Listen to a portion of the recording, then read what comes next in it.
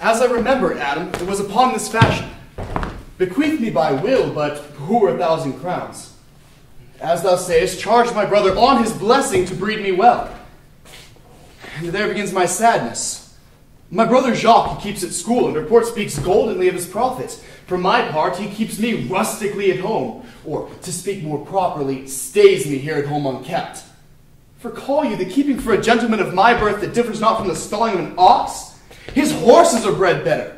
He lets me feed with his hinds, bars me the place of a brother, and as much as in him lies, minds my gentility with my education. This is it, Adam, that grieves me. In the spirit of my father, which I think is within me, begins to mutiny against this servitude. I will no longer endure it, though yet I know no wise remedy how to avoid it. Yonder comes my master, your brother. Now thou shalt hear how he will shake me up. Now, sir, what make you here? Nothing. I am not taught to make anything. What mar you then, sir? Marry, sir, I am helping you to mar that which God made, a poor, unworthy brother of yours, with idleness. Marry, sir, be better employed, and be not a while. Shall I keep your hogs and eat husks with them? What prodigal portion have I spent that I should come to such penury? Know you where you are, sir? Oh, sir, very well. Here in your orchard. Know you before whom, sir? I, better than him I am before knows me. I know you are my eldest brother, and in the gentle condition of blood, you should so know me. The courtesy of nations allows you my betterness, you're the firstborn, but the same tradition takes not away my blood where there are 20 brothers betwixt us. I have as much of my father in me as you. Albeit, I confess, your coming before me is nearer to his reverence. What, boy? Come, elder brother, you are too young in this. What, will you lay hands on me, villain? I am no villain. I'm the youngest son of Sir Roland de Bois. He was my father, and he is thrice a villain that says such a father begot villains. Wert thou not my brother, I will not take this hand from thy throat till this other hand have pulled out thy tongue for saying so. Thou hast railed on thyself. Sweet masters, be patient, for thy father's remembrance be in accord. Let go of me, I say. I will not till I please, you shall hear me.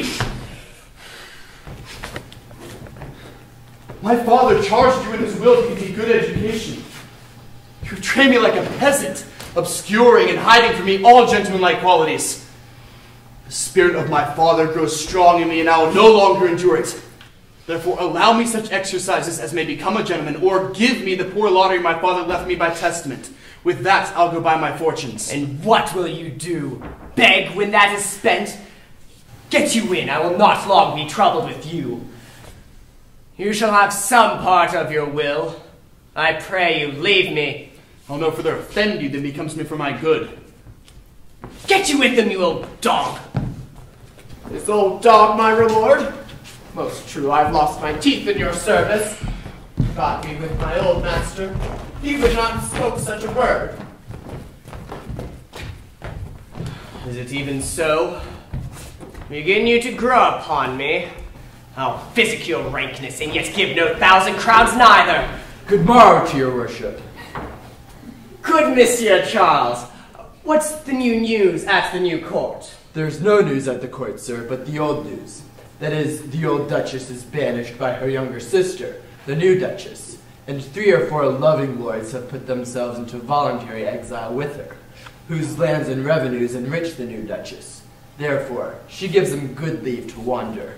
Can you tell if Rosalind, the duchess's daughter, has been banished with her mother? Oh no, for the duchess's daughter, her cousin, so loves her, being ever from their cradles bred together, that she would have followed her exile, or have died to stay behind her. She is at the court, and no less beloved of her aunt than her own daughter, and never two ladies loved as they do. Where will the old duchess live? They say she is already in the forest of Arden, and to many merry men with her, and there they live like the old Robin Hood of England. They say many young gentlemen flock to her every day, and fleet the time carelessly, as they did in the golden world. What? Rest you tomorrow before the new duchess? Married do I, sir, and I came to acquaint you with the matter. I am given, sir, secretly, to understand that your younger brother, Orlando, had the disposition to come in disguised against me to try a fall. Tomorrow, sir, I wrestle for my credit, and he that escapes me without some broken limb shall acquit him well. Your brother is but young and tender, and for your love I would be loath to foil him, as I must for my own honor. Charles, I thank thee for thy love to me, which thou shalt find I will most kindly requite. I have myself notice of my brother's purpose herein, and have by underhand means labored to persuade him from it. But he is resolute. I tell thee, Charles, it is the stubbornest young fellow of France, full of ambition, an envious emulator of every good man's parts. A secret and villainous contriver against me, his natural brother. Therefore use thy discretion. I had as lief thou didst break his neck as his finger.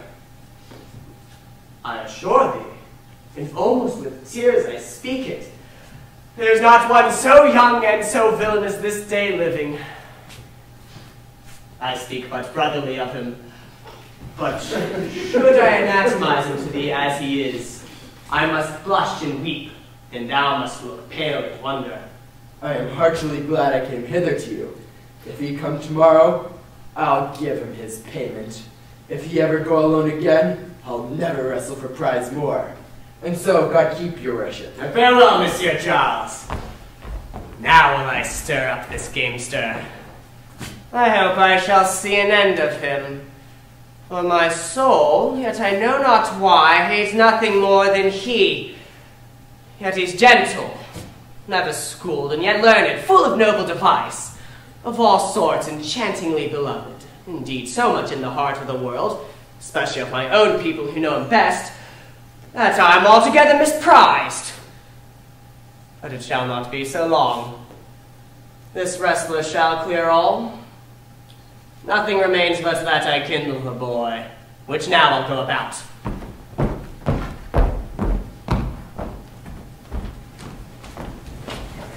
I pray thee, Rosalind, sweet my cause, be merry. Dear Celia, I show more mirth than I am mistress of. And would you yet I were merrier? Unless you can teach me to forget a banished mother, you must not learn me how to remember any extraordinary pleasure. Herein I see thou lovest me not with the full weight that I love thee. If my aunt, thy banished mother, had banished thy aunt, the Duchess my mother, so thou hadst been still with me, I could have taught my love to take thy mother for mine. So wouldst thou, if the truth of thy love to me were so righteously tempered as mine is to thee.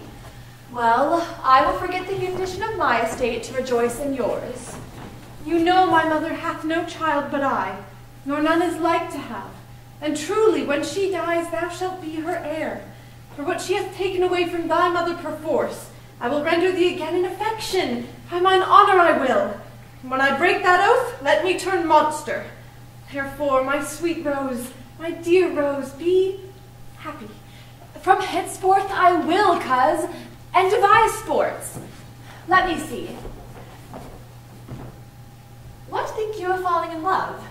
Marry too, I prithee to make sport withal, but love no man in good earnest, nor no further in sport neither, than with safety of a pure blush thou mayst in honor come off again. What shall be our sport then?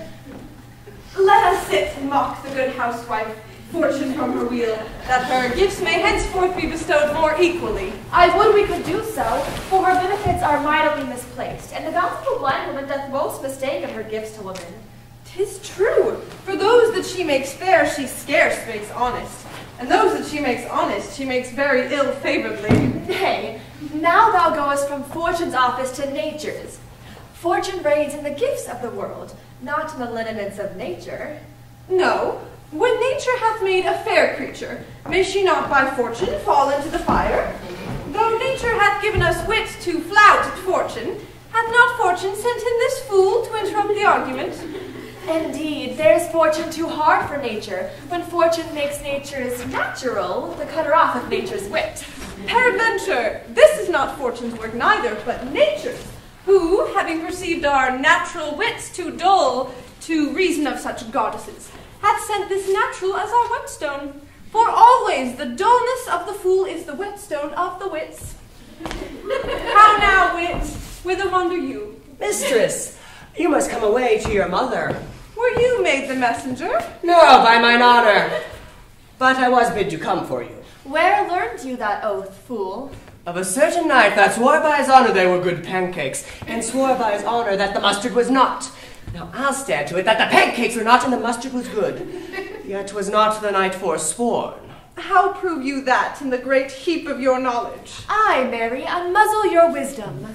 Stand you both forth, stroke your chins, and swear by your beards that I'm a knave. By our beards, if we had them, thou art. By my knavery, if I had it, then I were. But if you swear by that is not, you are not forsworn. No more was this knight swearing by his honor, for he never had any. Or if he had sworn it away before ever he had saw those pancakes or that mustard. Prithee, who is't that thou meanest? One that old Frederica your mother loves. My mother's love is enough to honor her. Enough. Speak no more of her. You'll be whipped for taxation one of these days. The more pity that fools may not speak wisely what wise men do foolishly. By my troth, thou sayest true. For since the little wit that fools have was silenced, the little foolery that wise men have makes a great show. Here comes Monsieur Lebeau, With his mouth full of news. which he will put on us as pigeons feed their young. Then shall we be news-crammed? All the better. We shall be the more marketable. Bonjour, Monsieur Lebeau. What's the news? Fair princesses, you have lost much good sport. Sport? Of what color? What color, madam? How shall I answer you? As wit and fortune will. Or as the destinies decree. Well said. That was laid on with a trowel. Nay, if I keep not my rank. Thou losest thy old smell. You amaze me, ladies. I would have told you of good wrestling, which you have lost the sight of. Yet tell us the manner of this wrestling. Well, I'll tell you the beginning, and if it pleases your ladyships, you may see the end, for the best is yet to do, and here where we are, they are coming to perform it. Shall we see this wrestling, cousin? You must if you remain here, for here is the place appointed for the wrestling, and they are ready to perform it. Yonder sure they are coming. Let us now stay and see it.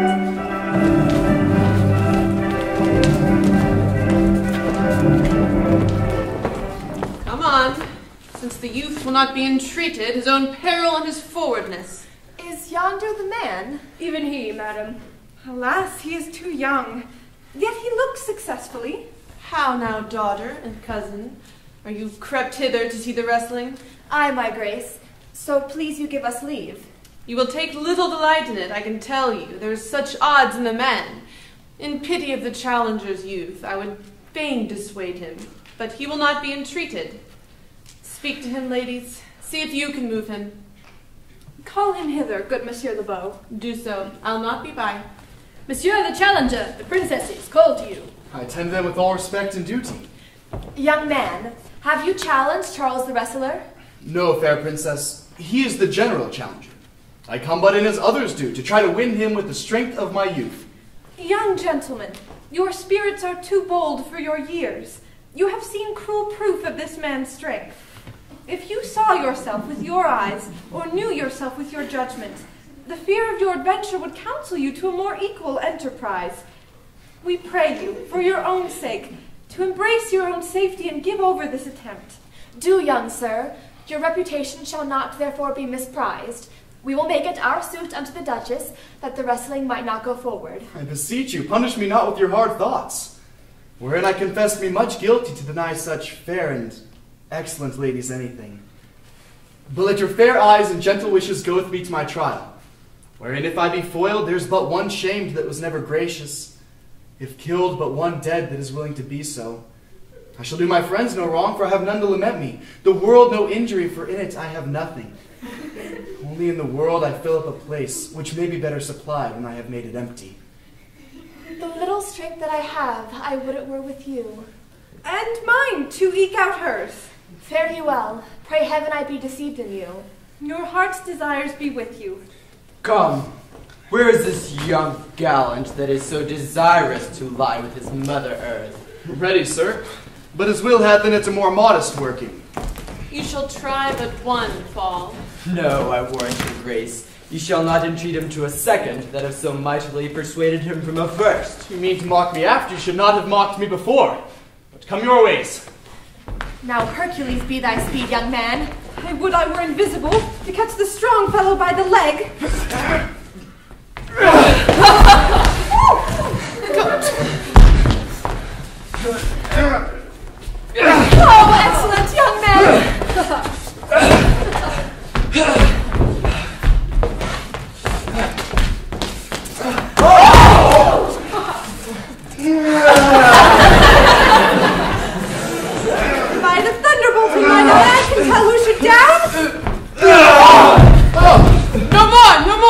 Yes, I beseech your grace. I am not yet well breathed.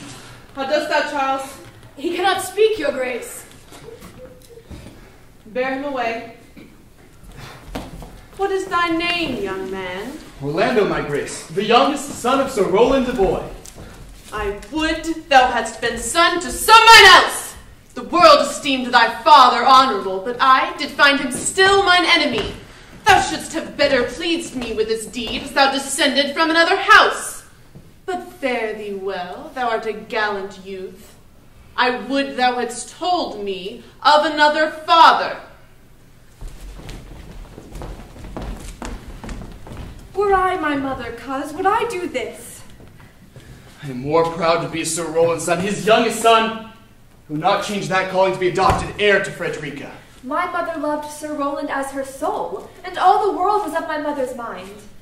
Had I before known this man to be his son, I should have given him tears and entreaties, ere he should thus have ventured. Gentle cousin, let us go thank him and encourage him. My mother's rough and envious disposition sticks me at heart. Sir, you have well deserved. If you do keep your promises in love, but justly, as you have exceeded all promise, your mistress shall be happy. Gentlemen, wear this for me. One out of suits with fortune, that could give more, but that our hand lacks means. Shall we go, coz? Aye, fare you well, fair gentlemen. Can I not say I thank you? My better parts are all thrown down, and that which here stands up is but a Quinton, a mere lifeless block. He calls us back. My pride fell with my fortunes. I'll ask him what he would. Sir, did you call, sir? You have wrestled well and overthrown more than your enemies. Will you go, coz? Have with you. Fare you well.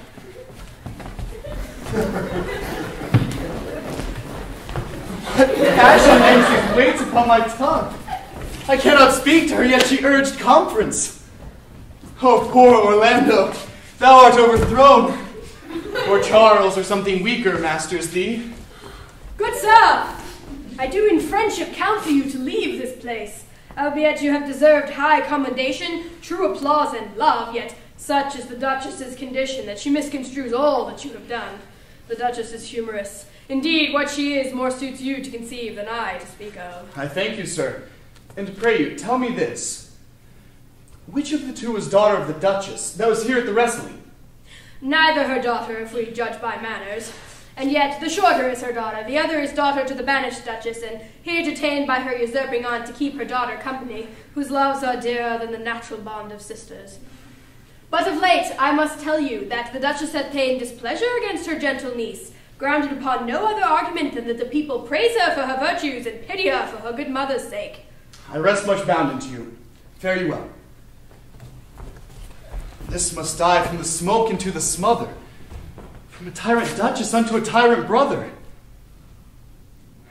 But heavenly Rosalind!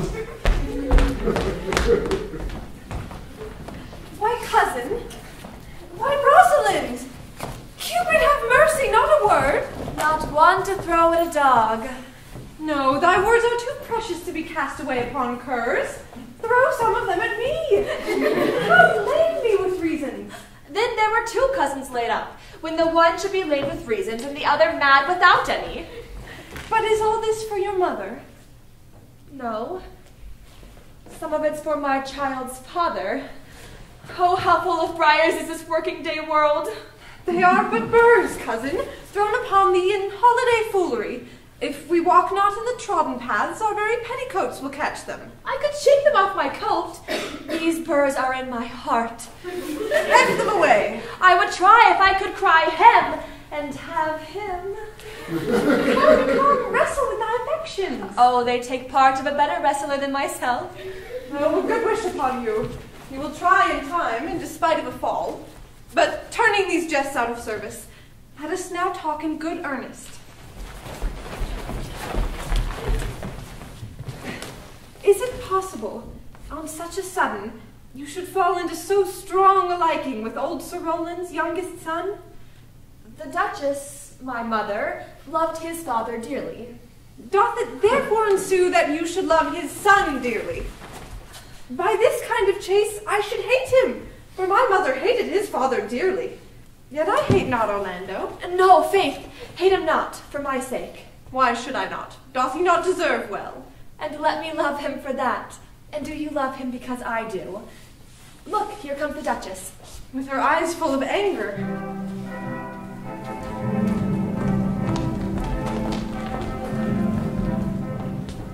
Mistress, dispatch you with your safest haste and get you from our court. Me, aunt? You, cousin. Within these 10 days, if that thou beest found so near our public court as 20 miles, thou diest for it. I do beseech your grace. Let me the knowledge of my fault bear with me. If with myself I hold intelligence, or have acquaintance with mine own desires, that I do not dream or be not frantic, as I do trust I am not, then, dear aunt, never so much as in thought unborn did I offend your highness. Thus do all traitors. If their purgation did consist in words, they are as innocent as grace itself. Let it suffice thee that I trust thee not. Yet your mistrust does not make me a traitor. Tell me whereon the likelihood depends. Thou art thy mother's daughter, there's enough. So was I when your highness took her kingdom. So was I when your highness banished her. Treason is not inherited, my grace. Or if we did derive it from our friends, what's that to me? My mother was no traitor. Then good, my grace. Mistake me not so much to think my poverty is treacherous. Dear sovereign, hear me speak. Aye, Celia. We stayed her for your sake, else had she with her mother ranged alone. I did not then entreat to have her stay. It was your pleasure and your own remorse.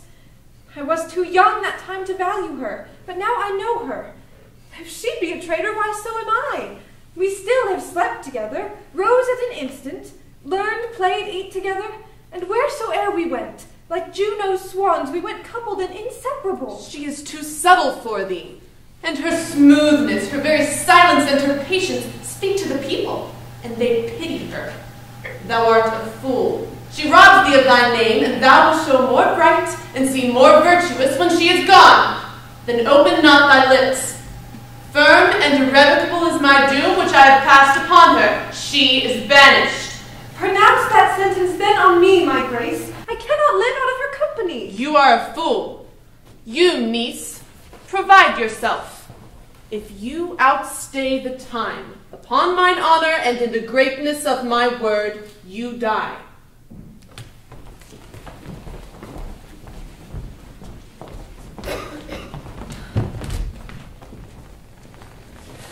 Oh, my poor Rosalind, whither wilt thou go? Wilt thou change mothers? I will give thee mine.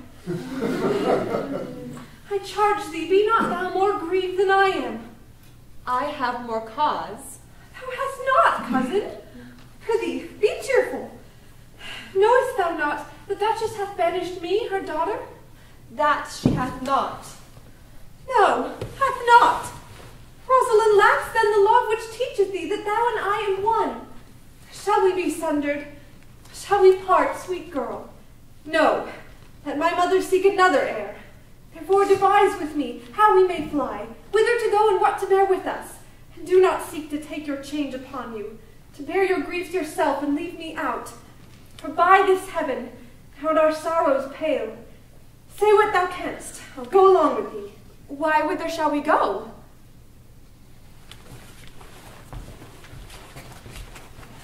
To join with my aunt in the forest of Arden. Alas! What danger will it be to us, maids as we are, to travel forth so far? Beauty provoketh thieves sooner than gold. I'll put myself in poor and mean attire, and with a kind of umber smirch my face. The like do you. So shall we pass along, and never stir assailants. Were it not better, because that I am more than common tall, that I did suit me all points like a man? A gallant curtal axe upon my thigh, a boar spear in my hand, and in my heart lie there what hidden women fear their will. We'll have a swashing and a martial outside, as many mannish cowards have that do outface it with their semblances. What shall I call thee when thou art a man?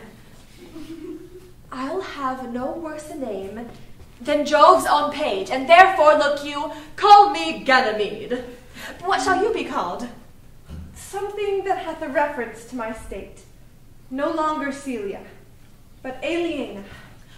But cousin, what if we essayed to steal the clownish fool out of your mother's court? Would he not be a comfort to our travels? He'll go along o'er the wide world with me. Leave me alone to woo him. Let's away, and get our jewels and our wealth together. Devise the fittest time and safest way to hide us from pursuit that will be made after my flight. Now go we in content, to liberty and not to banishment.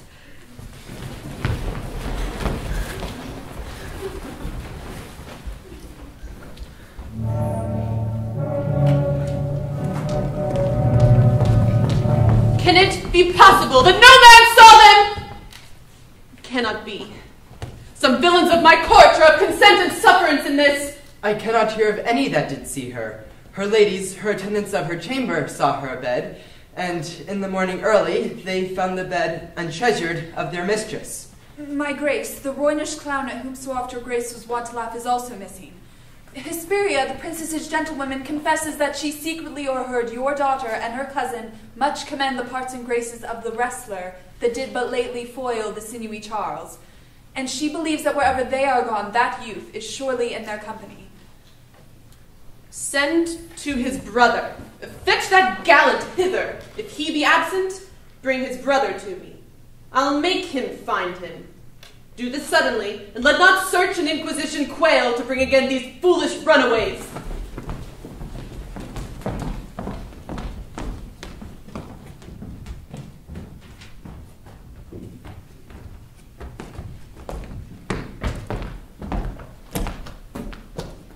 Who's there? What? My young master? Oh, my gentle master. Oh, my sweet master. Oh, you memory of old Sir Roland. Why, what make you here? Why are you virtuous? Why do people love you? Wherefore are you gentle, strong, and valiant? Why would you be so fond to overcome the bonny prizer of the humorous duchess? Your praises come too swiftly home before you. Know you not, master? To some kind of men their graces serve them but as enemies. No more to yours. Your virtues, gentle master, are sanctified and holy traitors to you. Oh, what a world is this when what is comely envenoms him that bears it. Why, what's the matter, Em? Oh, unhappy youth, come not within these doors. Within this roof the enemy of all your graces lives. Your brother. No, no brother, yet the son, yet not the son. I will not call him son of him I was about to call his father. Hath heard your praises, and this night he means to burn the lodging where you used to lie, and you within it. If you fail of that, he will have other means to cut you off. I overheard him and his practices. This is no place. This house is but a butchery. Abhor it, fear it, do not enter it. Why, whither, Adam, wouldst thou have me go? No matter whither, so you come not here. What, wouldst thou have me go and beg my food? Or with a base and boisterous sword enforce a thievish living on the common road? This I must do or know not what to do. Yet this I will not do how I can. I rather will subject me to the malice of a diverted blood and bloody brother.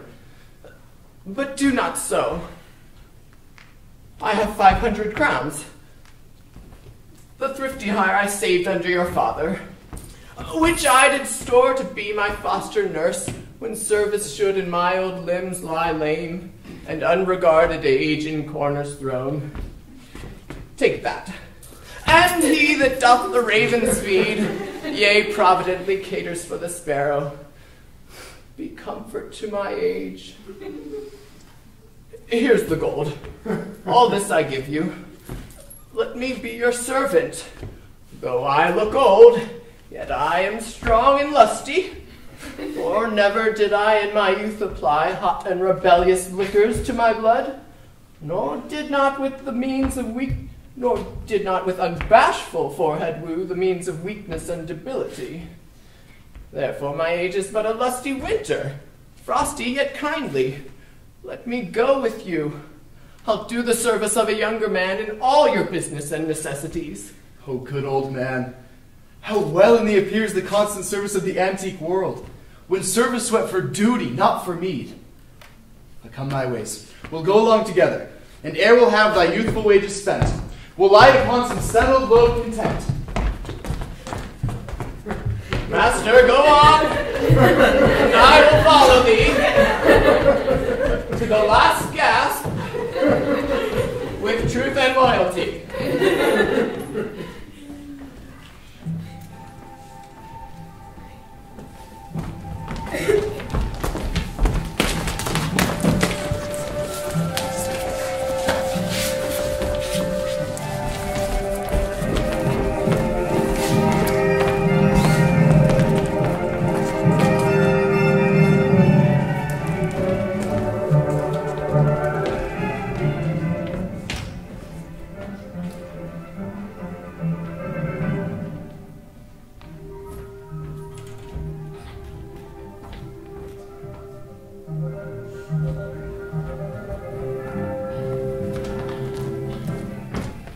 Now, my co-mates and brothers in exile, hath not old custom made this life more sweet than that of painted pomp? Are not these woods more free from peril than the envious court? Here feel we but the penalty of Adam, the season's difference, as the icy fang and churlish chiding of the winter's wind, which when it bites and blows upon my body, even till I shrink with cold, I smile and say, this is no flattery.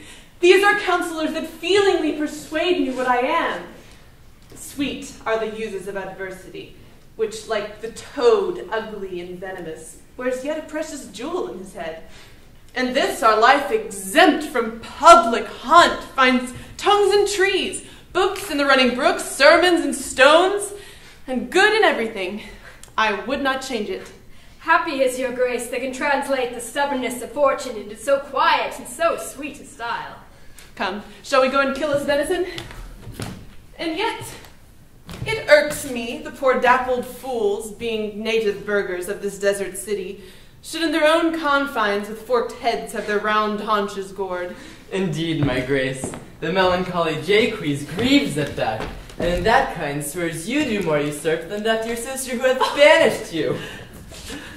Today, my lord of Amiens and myself did steal behind her as she lay along under an oak, whose antique root peeps out upon the brook that brawls along this wood. To the which place, a poor, sequestered stag that from the hunter's aim had ta'en a hurt, did come to languish. And indeed, my grace, the wretched animal heaved forth such groans that their discharge did stretch his leathern coat almost to bursting. And the big, round tears coursed one another down his innocent nose in piteous chase. And thus the hairy fool, much marked of the melancholy Jaques, stood on the extremest verge of the swift brook, augmenting it with tears. But what said Jaques? Did she not moralize this spectacle? Oh yes, into 1,000 similes. Did you leave her in this contemplation? We did, my grace, weeping and commenting on the sobbing deer. Show me the place. I love to cope her in these sullen fits, for then she's full of matter. I'll bring you to her straight.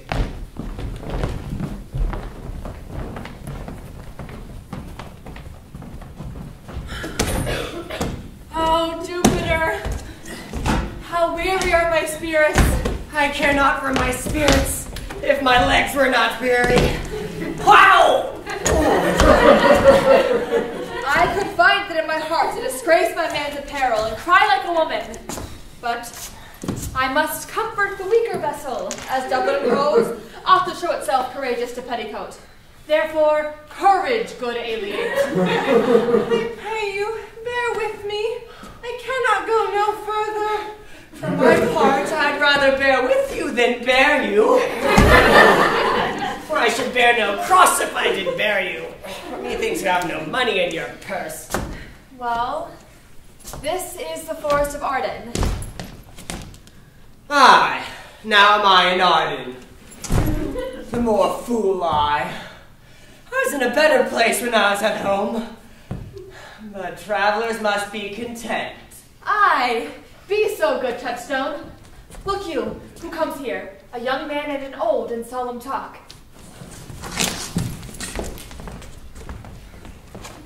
That is the way to make her scorn you still. Oh, Corn, that thou knewest how I do love her. I partly guess, for I have loved ere now. No, Corn, being old thou canst not guess, though in thy youth thou wast as true a lover as ever sight upon a midnight pillow. But if thy lover ever like to mine, as I'm sure did never man love so, how many actions most ridiculous hast thou been drawn to in thy fantasy? Into 1,000, that I have forgotten. Oh, thou didst then ne'er love so heartily. If thou rememberest not the slightest folly that ever love did make thee run into, thou hast not loved.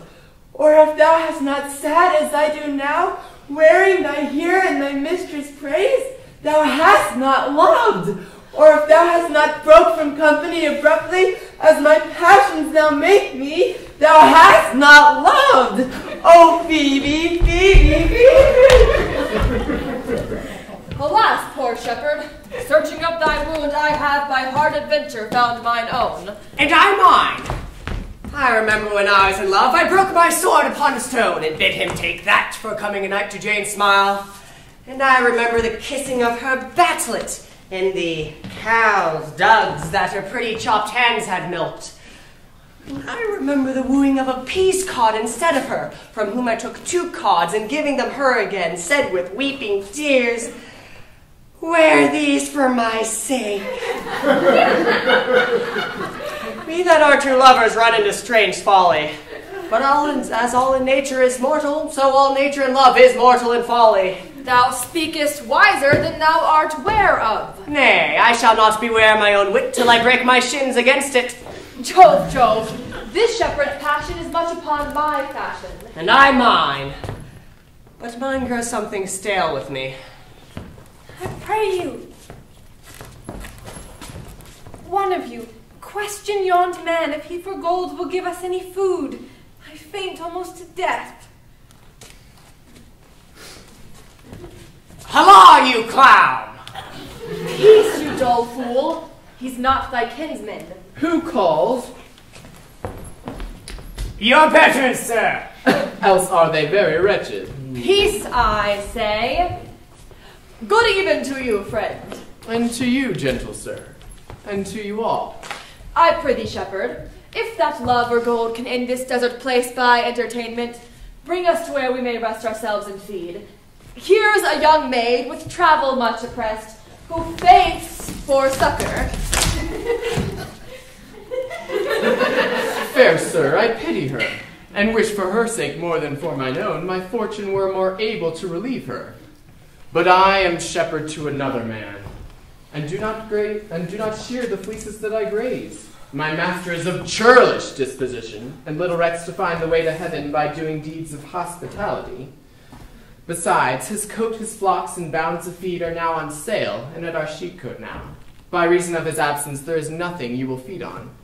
But what is, come see, and in my voice most welcome shall you be. What is he that shall buy his flock and pasture?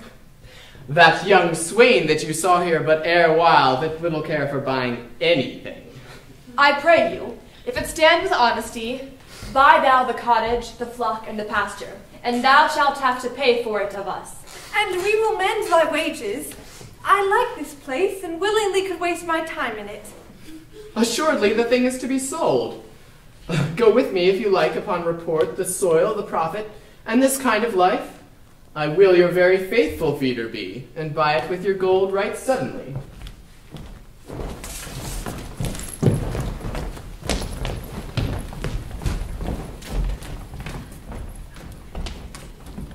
Under the greenwood tree, who loves to lie with me and tune his merry note unto the sweet bird's throat.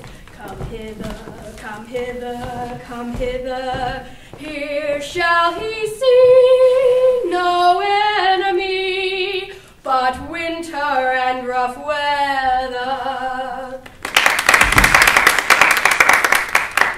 More, I prithee more. It will make you melancholy, Madam Jaques.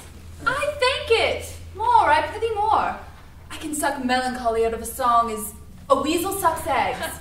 More, I prithee more. My voice is ragged, I know I cannot please you. I do not desire you to please me. I do desire you to sing. Come, more. Another stanzo.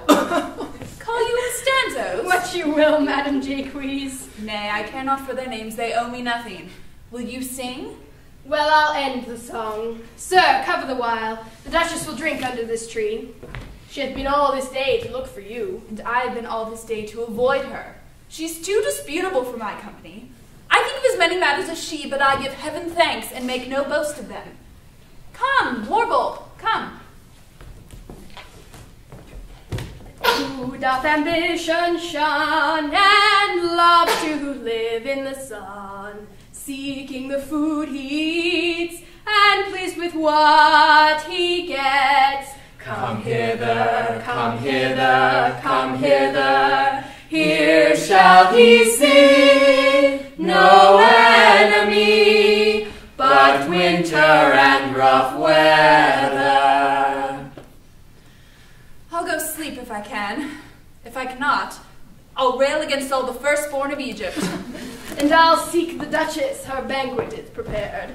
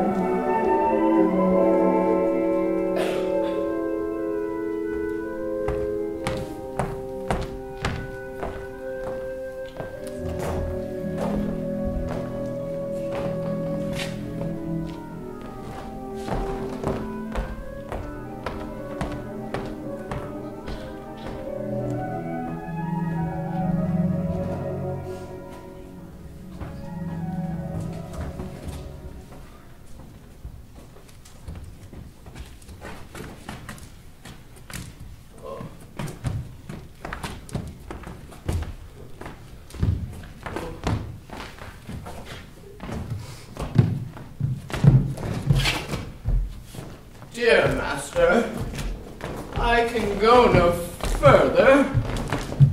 Oh, I die for food. Here lie I down and mark out my grave. Farewell, kind master. Why, how now, Adam? No greater heart in thee? Live a little, comfort a little, cheer thyself a little. If this uncouth forest yield anything savage, I will either be food for it or bring it for food to thee. Thy conceit is near death in thy powers. For my sake, be comfortable. Hold death a while at arm's end.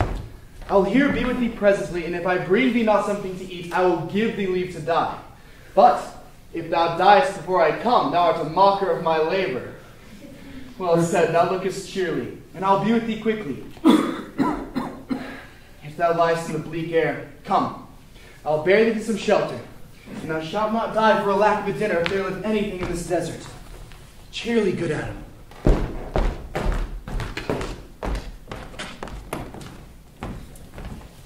I think she be transformed into a beast, for I can nowhere find her like a woman. My grace, she is but even now gone hence. Here was she married, hearing of a song. If she, compact of jars, grow musical, we shall have shortly discord in the spheres. Go seek her. Tell her I would speak with her. She saves my labor by her own approach. Why, how now, madame? What a life is this that your poor friends must woo your company? A fool, a fool! I met a fool in the forest. A motley fool. A miserable world. As I do live by food, I met a fool who laid him down and basked him in the sun and railed on Lady Fortune in good terms. In good set terms, he met a motley fool. Good morrow, fool, quoth I. No, ma'am, quoth he. Call me not fool till heaven hath sent me fortune. And then he drew a dial from his poke, and looking on it with lackluster eyes, says very wisely, It is 10 o'clock. Thus we may see, quoth he, how the world wags. 'Tis but an hour ago since it was 9, and after 1 hour more 'twill be 11. And so from hour to hour we ripe, and then from hour to hour we rot, and thereby hangs a tale. When I did hear the motley fool this moral on the time, my lungs began to crow like chanticleer, that fools should be so deep contemplative, and I did laugh sans intermission an hour by his dial. Oh, noble fool, a worthy fool, motley's the only wear. What fool is this? Oh, worthy fool. Oh, that I were a fool. I'm ambitious for a motley coat. Thou shalt have one. I must have liberty withal, as large a charter as the wind, to blow on whom I please, for so fools have. And they that are most galled with my folly, they most must laugh. And why, man, must they so? The wise is plain his way to parish church. He that a fool doth very wisely hit, doth very foolishly, although he smart, not to seem senseless of the bob. If not, the wise man's folly is anatomized, even by the squandering glances of the fool. Invest me in my motley. Give me leave to speak my mind, and I will through and through cleanse the foul body of the infected world, if they will patiently receive my medicine. Fie on thee! I can tell what thou wouldst do. What for a counter would I do but good? Most mischievous foul sin and chiding sin, for thou thyself hast been a libertine, as sensual as the brutish sting itself, and all the embossed sores and headed evils that thou with license of free foot hast caught, which thou disgorge into the general world. Forbear, and eat no more. Why, I have eat none yet. Nor shalt not, till necessity be served. Of what kind should this cock come of? Art thou thus boldened, man, by thy distress? Or else a rude despiser of good manners, that in civility thou seemst so empty? You touched my vein at first. The thorny point of bare distress has taken me from the show of smooth civility. Yet, my inland bred and know some nurture. But forbear, I say. He dies that touches any of this fruit, till I and my affairs are answered. And you will not be answered with reason. I must die. What would you have? Your gentleness shall force, more than your force move us to gentleness. I almost die for food.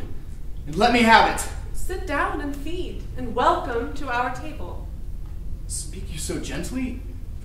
Pardon me, I pray you. I thought that all things have been savage here, and therefore put on the countenance of stern commandment. But whate'er you are, that in this desert inaccessible, under the shade of melancholy boughs, and know it is to pity and be pitied. Let gentleness my strong enforcement be, in which hope I blush and hide my sword. True is it that we have seen better days, and therefore stick you down in gentleness, and take upon command what help we have, that to your wanting may be ministered. Then but forbear your food a little while. Whiles like a doe, I go and find my fawn, and give it food. There's an old poor man, who after me hath many a weary step limped in pure love, till he first be sufficed, oppressed with two weak evils, age and hunger. I will not touch a bit. Go find him out, and we will nothing waste till you return. I thank ye, and be blessed for your good comfort. Thou seest we are not all alone unhappy. This wide and universal theater presents more woeful pageants than the one wherein we play in. All the world's a stage, and all the men and women merely players. They have their exits and their entrances, and one man at a time plays many parts, his acts being 7 ages. At first the infant, mewling and puking on the nurse's arms. Then the whining schoolboy, with his satchel and shining morning face creeping like snail unwillingly to school. And then the lover, sighing like furnace with a woeful ballad made to his mistress's eyebrow. Then a lover, then a soldier, full of strange oaths and bearded like the pard, jealous in honor, sudden and quick in quarrel, seeking the bubble reputation, even in the cannon's mouth. And then the justice, in fair round belly, with good cape and lined, with eyes severe and beard of formal cut, full of wise saws and modern instances, and so he plays his part. The 6th age shifts into the lean and slippered pantaloon, with spectacles on nose and pouch on side, his youthful hose well saved, a world too wide for his shrunk shank, and his big manly voice, turning again toward childish treble, pipes and whistles in his sound. The last scene of all, that ends this strange, eventful history, is second childishness and mere oblivion. Sans teeth, sans eyes, sans taste, sans everything. Welcome, set down your venerable burthen and let him feed. Thank you most for him. So add you need. I scarce can speak to thank you for myself. Welcome. Fall 2. I will not trouble you as yet to question you about your fortunes. Give us some music, and good cousins sing. Blow, blow, thou winter wind, thou art not so unkind as man's ingratitude. Thy tooth is not so keen, because thou art not seen. Although thy breath be rude, although thy breath be rude. Then hey ho, sing hey ho, unto the green holly. Most friendship is feigning, most loving mere folly. Then hey ho, the holly, this life is most jolly. If that you were the good Sir Roland's son, as you have whispered faithfully you were, and as mine eyes doth his effigies witness, most truly limbed and living in your face, be truly welcome hither. I am the duchess that loved your father. The residue of your fortune, go to my cave and tell me. Good old man, thou art right welcome as thy master is. Support him by the arm. Give me your hand and let me all your fortunes understand.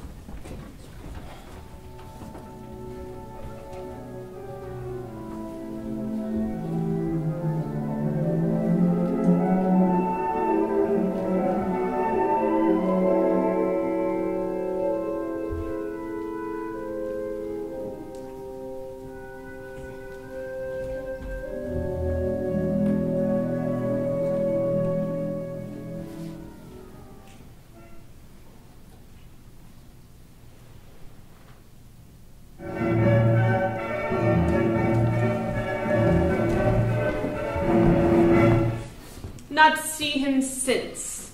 Sir, that cannot be. But were I not the better part made mercy, I should not seek an absent argument in my revenge, thou present. But look to it. Find out thy brother, wheresoe'er he is, seek him with candle, bring him dead or living within this 12-month. Or turn thou no more to seek a living in our territory. Thy lands and all things that thou dost call thine worth seizure do we seize into our hands, till thou canst quit thee by thy brother's mouth of what we think against thee. Oh, that your highness knew my heart in this! I never loved my brother in my life. More villain thou. Well, push him out of doors, and let my officers of such a nature make an extent upon his house and lands. Do this expediently, and turn him going.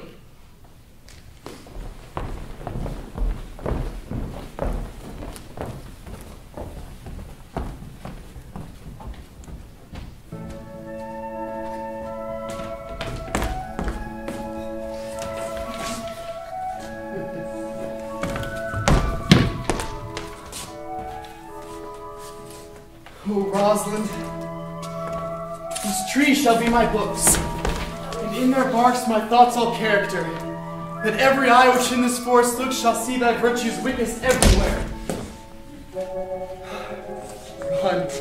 Run, Orlando, carve on every tree, the fair, the chaste, and unexpressive she.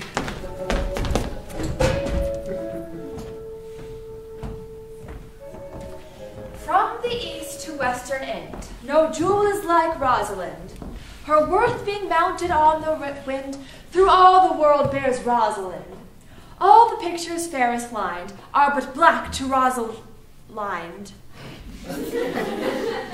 Let no face be kept in mind, but the fair of Rosalind. All right, Miss 8 years together. Dinners and suppers and sleeping hours accepted.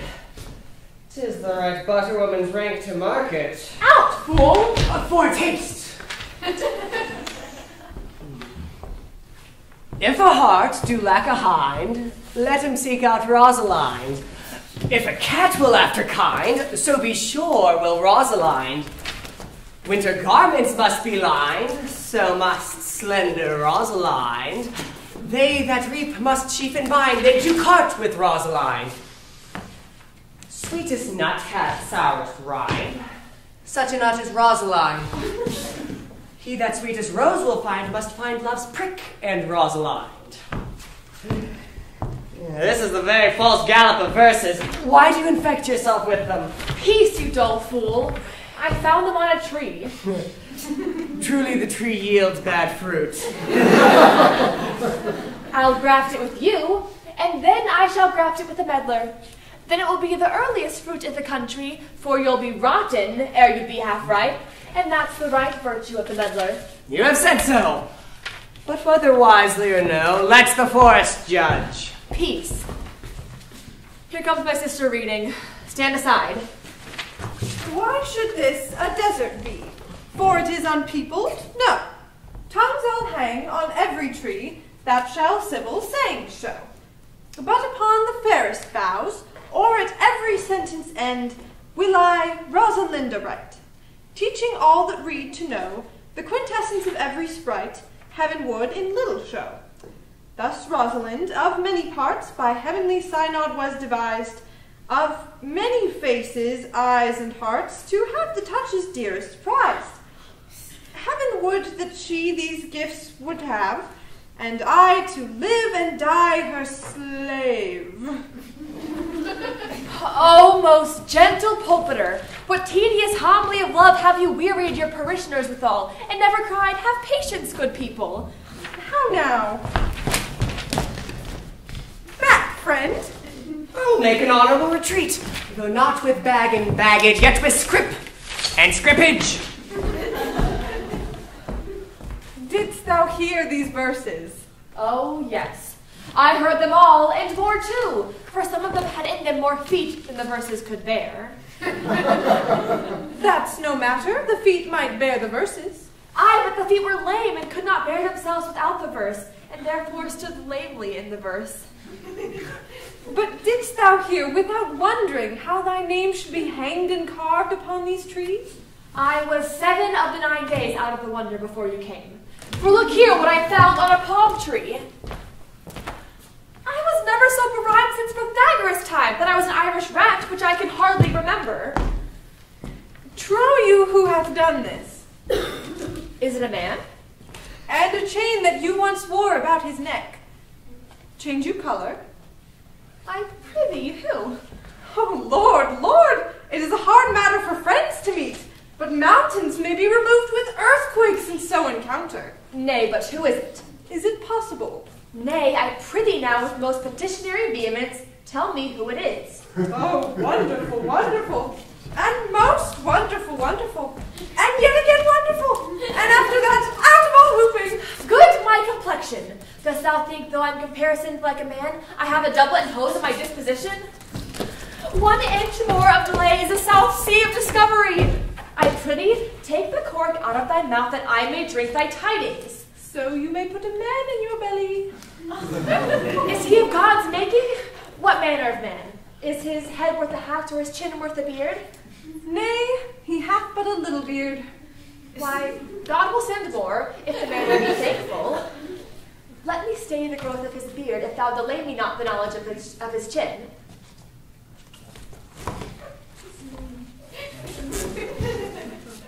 It is young Orlando, that tripped up the wrestler's heels and your heart both in an instant. Nay, but the devil take mocking. Speak sad, brow and true, maid. If eighth cause, 'tis he. Orlando? Orlando. Alas the day! What shall I do with my doublet and hose? What didst he when thou sawest him? What said he? How looked he? Where and went he? What makes he here? Did he ask for me? Where remains he? How parted he with thee? And when wilt thou see him again? Answer me in one word. You must borrow me gargantuous mouth first. 'Tis a word too great a size for any mouth of this age's size. To say I know to these particulars is more than to answer in a catechism. But doth he know that I am here in the forest and in man's apparel? Looks he as freshly as he did the day he wrestled?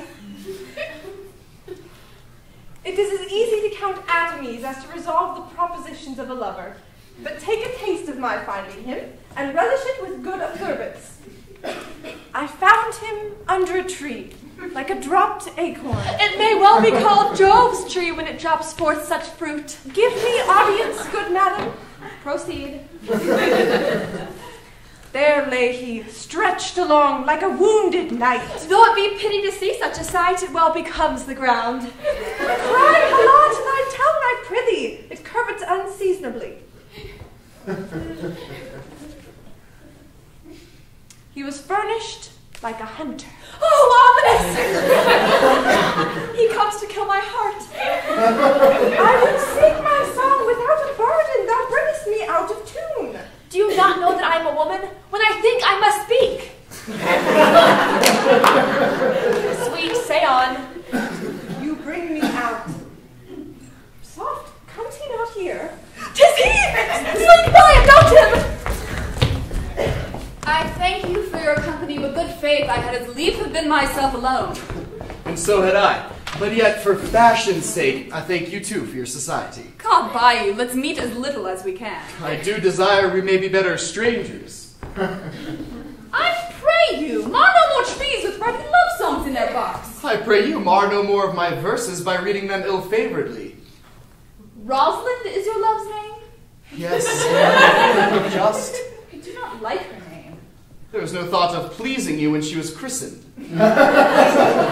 What stature is she of? Just as high as my heart. Full of pretty answers. Have you not been acquainted with goldsmiths' wives and con them out of rings? Not so, but I answer you right painted cloth from whence you studied your questions. You have a nimble wit. I think 'twas made of Atalanta's heels. Will you sit down with me, and we two will rail against our mistress the world and all our misery? Thou chide no breather in the world but myself, against whom I know most faults. The worst fault you have is to be in love. 'Tis a fault I will not change for your best virtue. I am weary of you. By my troth, I was seeking for a fool when I found you. He is drowned in the brook. Look but in, and you shall see him. There I shall see in mine own figure. Which I take to either be a fool or a cipher. I will tarry no longer with you. Farewell, good Signor Love. I am glad of your departure. Adieu, good Madame Melancholy. I will speak to him like a saucy lackey, and under that habit, play the knave with him.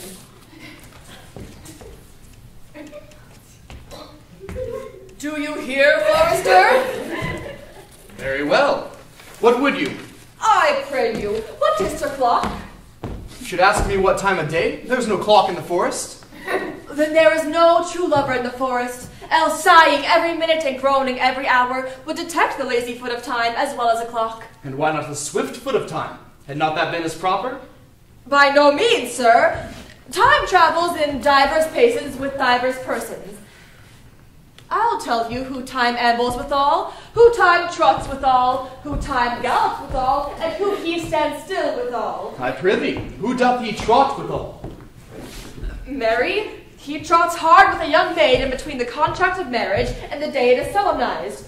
If the interim is but a sennight, time's pace is so hard it seemed the length of 7 years. Who ambles time withal? With a priest who lacks Latin, and the rich man who hath not the gout. For the one sleeps easily because he cannot study, the other lives merrily because he feels no pain. The one lacking the burden of lean and wasteful learning, the other knowing no burden of heavy, tedious penury. These time ambles withal. Who doth he gallop withal? With the thief to the gallows, for though he go as softly as foot can fall, he thinks himself too soon there. Who stays it still withal? With lawyers in the vacation, for they sleep between term and term, and then they perceive not how time moves. Where dwell you, pretty youth? With this shepherdess.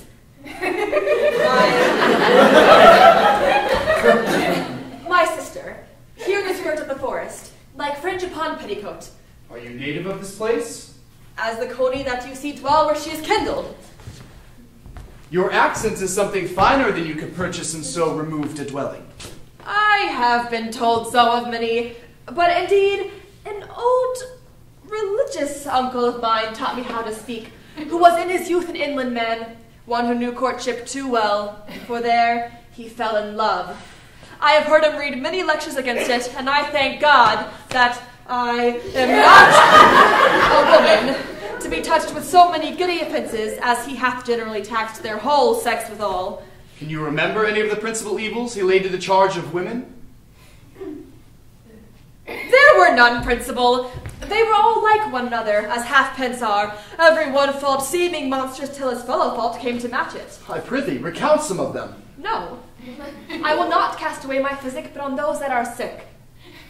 There's a man haunts the forest, who abuses our young plants by carving Rosalind on their barks, hangs odes upon hawthorns, elegies on brambles, all forsooth defying the name of Rosalind. If I could meet that fancy monger, I would give him some good counsel, for he seems to have the quotidian of love upon him. I am he that is so love-shaped. I pray you, tell me your remedy.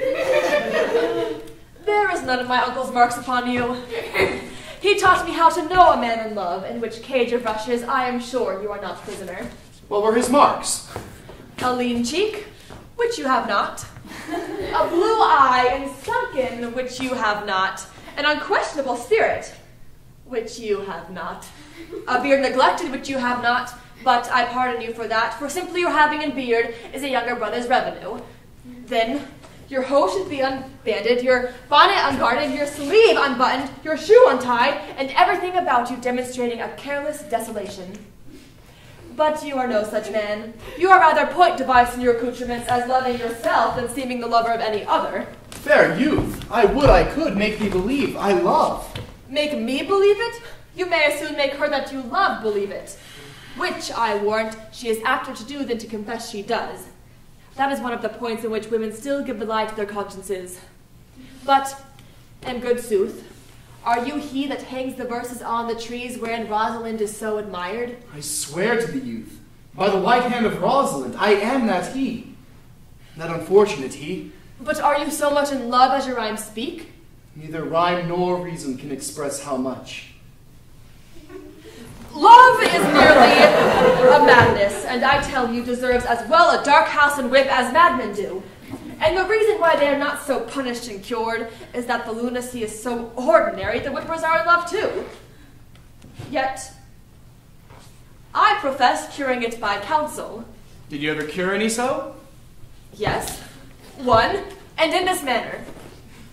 He was to imagine me his love, his mistress, and I set him every day to woo me, at which time would I, being but a moonish youth, grieve, be effeminate, changeable, liking and longing, proud, fantastical, apish, shallow, inconstant, full of tears, full of smiles, for every passion something, and for no passion truly anything.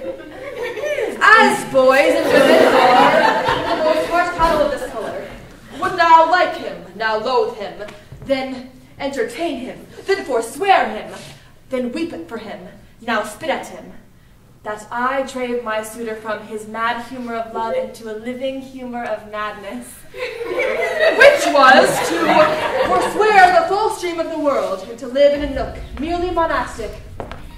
And thus, I cured him.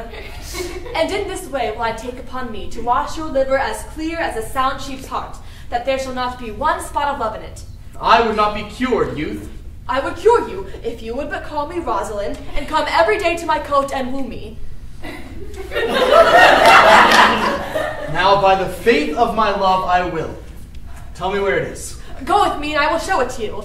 And, by the way, you shall tell me in the forest where you live. Will you go? With all of my heart, good youth. Nay, you must call me Rosalind. Come, sister, will you go?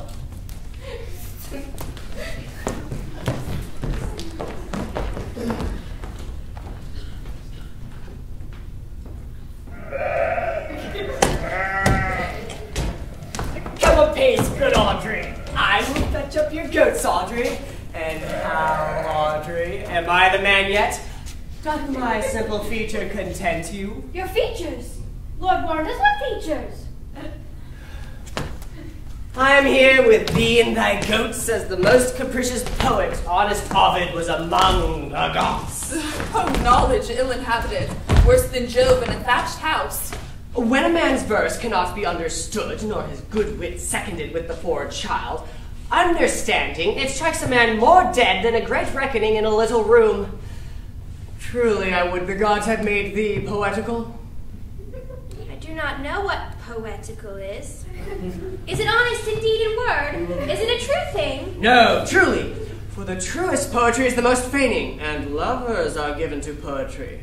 And what they say in poetry may be said as lovers, they do feign. Would you then that the gods had made me poetical? Aye, truly. For thou swearest to me thou art honest. Now, if thou wert a poet, I might have some hope thou didst feign. Would you not have me honest? No, truly. Unless thou wert hard-favored. For to have honesty coupled to beauty is to have honey a sauce to sugar. A material fool. But I am not fair, and therefore I pray the gods make me honest. And to cast away honesty upon a foul slut were to put good meat in an unclean dish. I am not a slut, and therefore I thank the gods that I am foul. Well, praise be the gods for thy foulness. Sluttishness may come hereafter. But, be it as it may be, I will marry thee.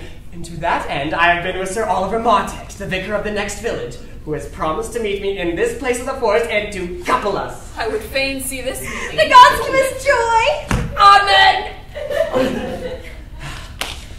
A man may, if he were a fearful heart, stagger in the attempt.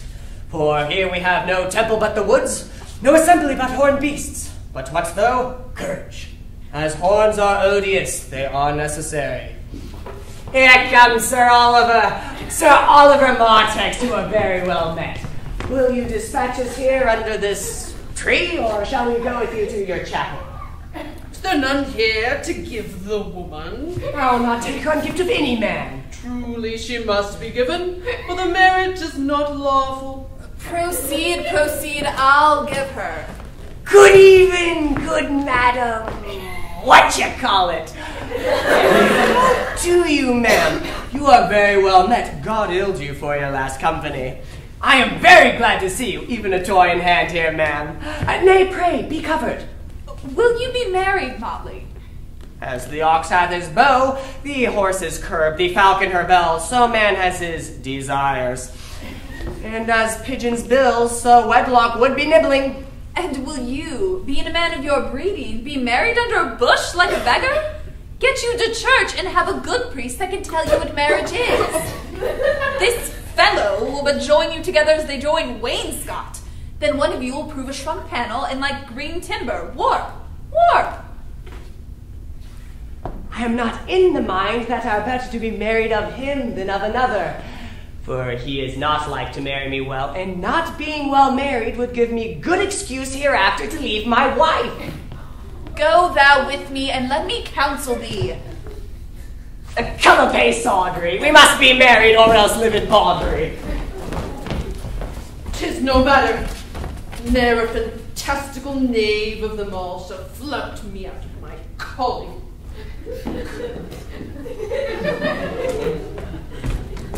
Never talk to me.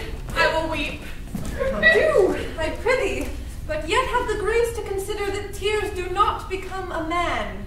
But have I not cause to weep? As good as one would desire. Therefore weep.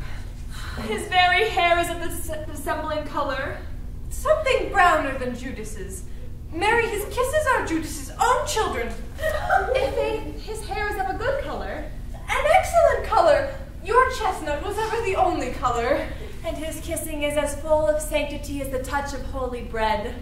He hath bought a pair of cast lips of Diana.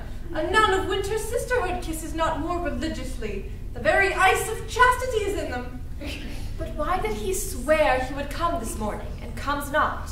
Nay, certainly, there is no truth in him. Do you think so? Yes. I think he is not a pick-purse nor a horse-stealer. But for his verity and love, I do think him as concave as a covered goblet or a worm-eaten nut. Not true in love? Yes, when he is in, but I think he is not in. You have heard him swear downright he was. Was is not is. Besides, the oath of a lover is no stronger than the word of a tapster. They are both the confirmer of false reckonings. He attends here in the forest on the Duchess your mother. I met with the Duchess yesterday and had much question with her. She asked me of what parentage I was. I said, of as good as she. But what talk we of mothers when there is such a man as Orlando? Oh, that's a brave man. He writes brave verses, speaks brave words, swears brave oaths, and breaks them bravely, quite traverse, athwart the heart of his lover. Like a puny tilter, spurs his horse but on one side, breaks his staff like a noble goose. But all's brave that youth mounts and folly guides. Who comes here? Mistress and master, you have often inquired after the shepherd that complained of love, who you saw sitting by me on the turf, praising the proud, disdainful shepherdess that was his mistress. Well, and what of him? If you will see a pageant truly played between the pale complexion of true love and the red glow of scorn and proud disdain, go hence a little, and I shall conduct you if you will mark it. Oh, come, let us remove. The sight of lovers feedeth those in love. Bring us to this sight, and you shall say I'll prove a busy actor in their play.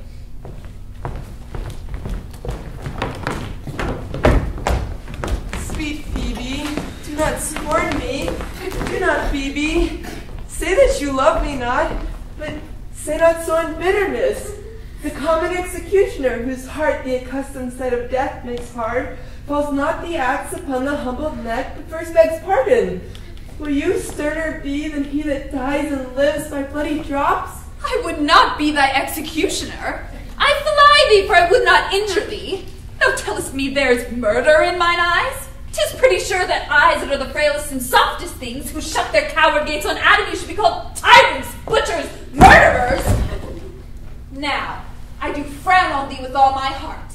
And if mine eyes can wound, now let them kill thee. Now counterfeit to swoon, why now fall down? Or if thou canst not, oh, for shame, lie not to say mine eyes are murderers. Now show the wound my eye hath made in thee. Scratch thee but with a pin, and there remains some scar of it. Lean but upon a rush, the cicatrice, incapable of pressure, thy palm some moment keeps. But now mine eyes, which I have darted at thee, hurt thee not, nor I am sure there is no force in eyes that can do hurt.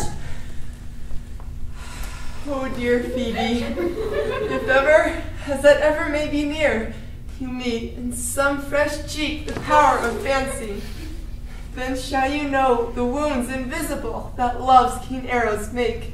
But till that time come thou not near me. And when that time comes, afflict me with thy mocks, pity me not, as till that time I shall not pity thee. And why, I pray you? Who might be your mother that you insult, exalt, and all at once over the wretched? What though you have no beauty, as by my faith, I see no more in you than without candle may go dark to bed. Must therefore you be proud and pitiless? Why, what means this? Why do you look on me? I see no more in you than in the ordinary of nature's sail work. Odds my little life, I think she means to tangle mine eyes too. No, Faith, proud mistress, hope not after it. 'Tis not your inky brows, your black silk hair, your bugle eyeballs, nor your cheek of cream that can tame my spirits to your worship. You foolish shepherd, wherefore do you follow her like foggy south, puffing with wind and rain? You are 1,000 times a proper man than she a woman. 'Tis such fools as you that makes this world full of ill-favored children. 'Tis not her glass, but you that flatters her, and out of you she sees herself more proper than any of her lineaments can show her. But mistress, know yourself, down on your knee, and thank heaven fasting for a good man's love. For I must tell you friendly in your ear, sell when you can. You are not for all markets. Cry the man mercy. Love him. Take his offer. Foul is most foul, being foul to be a scoffer. So take her to thee, shepherd. Fare you well. Sweet youth, I pray you, chiding here together. I would rather hear you chide than this man woo. He's fallen in love with your foulness. and she'll fall in love with my anger. If it be so, as fast as she answers him with frowning looks, I'll sauce her with bitter words. Why look you so upon me? For no ill will I bear you. I pray you do not fall in love with me, for I am falser than vows made in wine. Besides, I like you not. If you will know my house, 'tis at the tuft of olives here hard by. Sister, will you go? Shepherd, ply her hard. Come, sister. Shepherdess, look on him better. And be not proud, though all the world can see, none could be so views in sight as he. Come, to our flock. Dead shepherd, now I find I solve might. Whoever loved that loved not at first sight. Sweet Phoebe. What sayest thou, Silvius? Sweet Phoebe, pity me. Why, I am sorry for thee, gentle Silvius. Wherever sorrow is, relief would be. If you do sorrow at my grief and love, by giving love, your sorrow and my grief were both extermined. Thou hast my love, is not that neighborly? I would have you. Why, thou'rt what covetousness? Silvius, the time was that I hated thee, and yet it is not that I bear thee love. But since that thou canst talk of love so well, thy company, which erst was irksome to me, I'll endure. And I'll employ you too. But do not look for further recompense than thine own gladness that thou art employed. So holy and so perfect is my love, and I in such a poverty of grace, that I shall think it a most plenteous crop to glean the broken ears after the man that the main harvest reaps. Loose now and then a scattered smile, and that I'll live upon. Knowest thou the youth that I spoke to erewhile? Not very well, but I've met him oft, and he hath bought the cottage and the bounds that the old Carlet once was master of. Think not I love him, though I ask for him. 'Tis but a peevish boy, yet he talks well. But what care I for words? Yet words do well when he that speaks them pleases those that hear. It is a pretty youth, not very pretty, but sure he's proud, and yet his pride becomes him. He'll make a proper man. The best thing in him is his complexion, and faster than his tongue did make offense, his eye did heal it up. He's not very tall, but for his years he's tall. His leg is but so-so, and yet 'tis well. There was a pretty redness in his lip, a little riper and more lusty red than that next in his cheek. 'Twas just the difference betwixt the constant red and mingled damask. There be some women, Silvius, had they marked him in parcels as I did, would have gone near to fall in love with him. But for my part, I love him not, nor hate him not. And yet I have more reason to hate him than to love him. For what had he to do to chide at me? He said mine eyes were black and my hair black, and now I'm remembered scorned at me. Why, I marvel why I answer not again. But that's all one. Omittance is no quittance. I'll write him a very taunting letter, and thou shalt bear it. Wilt thou, Silvius? Phoebe, with all my heart. I'll write it straight. The matter's in my head and in my heart. I'll be bitter with him in passing short. Go with me, Silvius.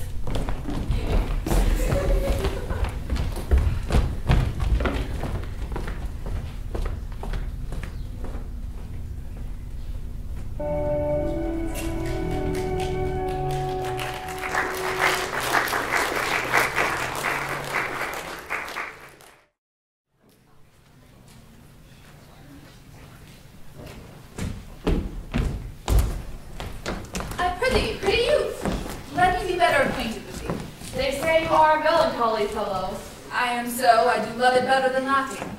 Those who are in extremity of either are abominable fellows, and betray themselves to every modern censure worse than drunkards. Why, 'tis good to be sad and say nothing. Why then 'tis good to be a post.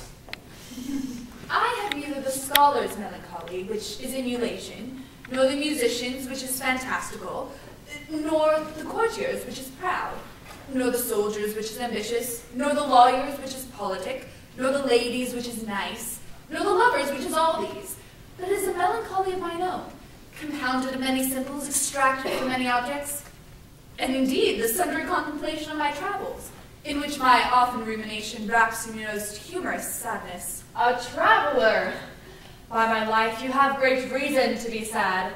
I fear you have sold your own lands to see other men's. Then to have seen much and have nothing is to have rich eyes and poor hands. Yes, I have gained my experience. And your experience makes you sad? I had rather have a fool to make me merry than experience to make me sad. And to trouble for it, too. Good day and happiness, dear Rosalind. Nay, then God buy you. And you talk in blank verse. Farewell, Madam Traveler. Look you lisp and wear strange suits. Disable all the benefits of your own country. Be out of love with your own nativity, and almost try God to make you the countenance you are, or I shall scarce think you swam in a gondola. Why, how now, Orlando? Where have you been all this while? You a lover?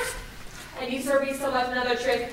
Never come in my sight tour. My fair Rosalind, I come within an hour of my promise.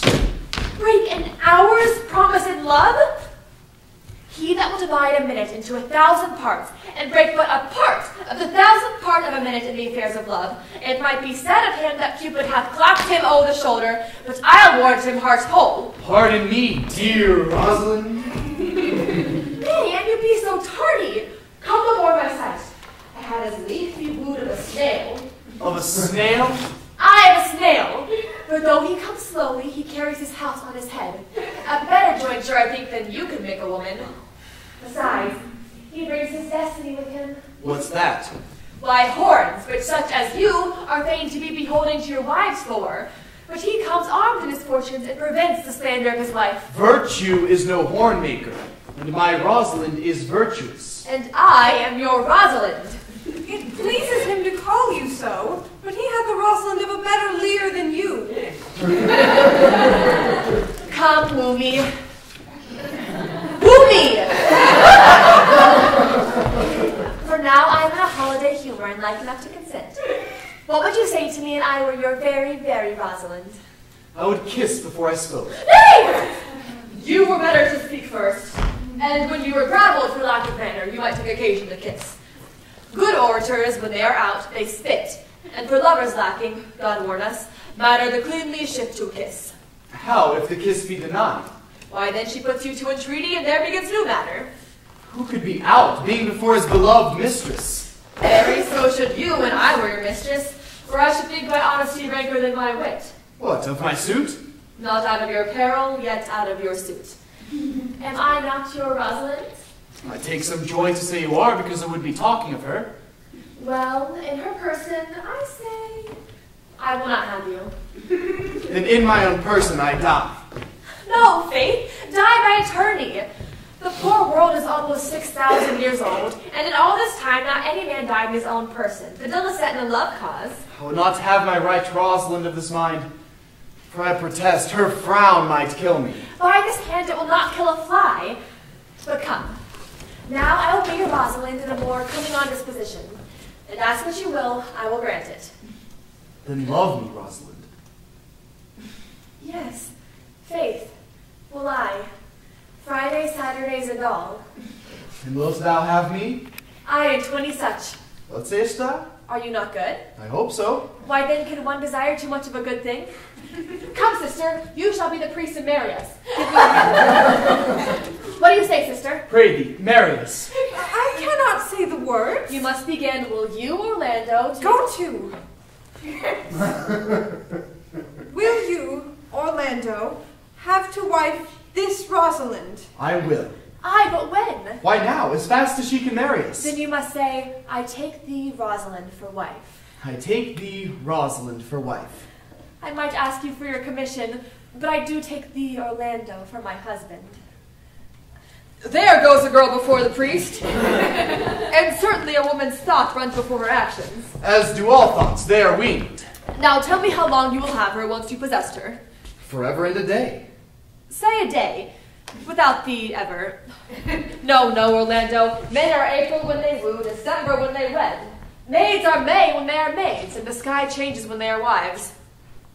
I will be more jealous of thee than a barbary cock-pigeon over his hen, more newfangled than a parrot against rain, more clamorous than an ape, more giddy in my desires than a monkey. I will weep for nothing, like Diana in the fountain, and will do that when you are disposed to be merry. I will laugh like Hyene, and that when thou art inclined to sleep. But will my Rosalind do so? By my life, she will do as I do. Oh, but she is wise. Otherwise, she would not have the wit to do so. The wiser, the waywarder.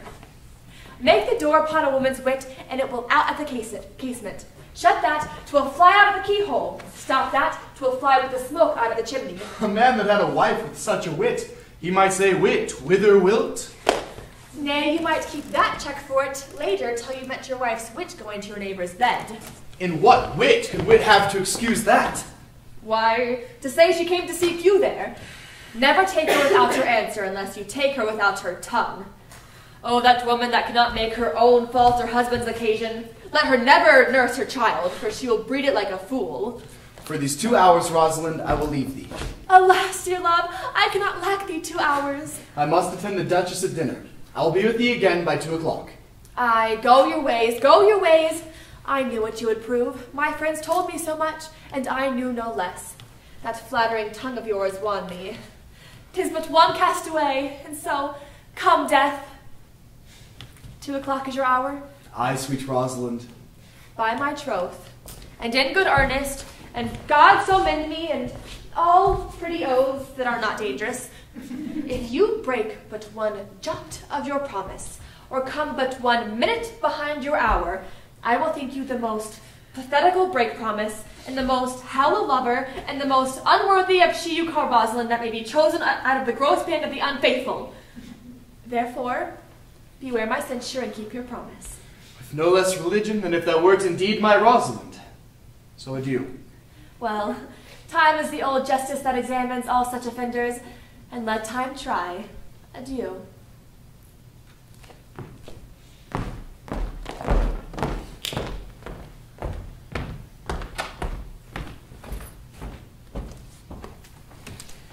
You have simply misused our sex in your love prate. Oh, cuz, my pretty little cuz, that thou didst know how fathom deep I am in love, but it cannot be sounded. My affection hath an unknown bottom, like the Bay of Portugal. Or rather, bottomless, that as fast as you pour affection in, it runs out. No, that wicked bastard of Venus, begot of thought, conceived of spleen, and born out of madness. That same rascally boy who abuses everyone else's eyes because his own are out. Let him be judge how deep I am in love. I must tell thee, Aliena, I could not be out of the sight of Orlando. I'll go find a shadow and sigh till he come. And I'll sleep.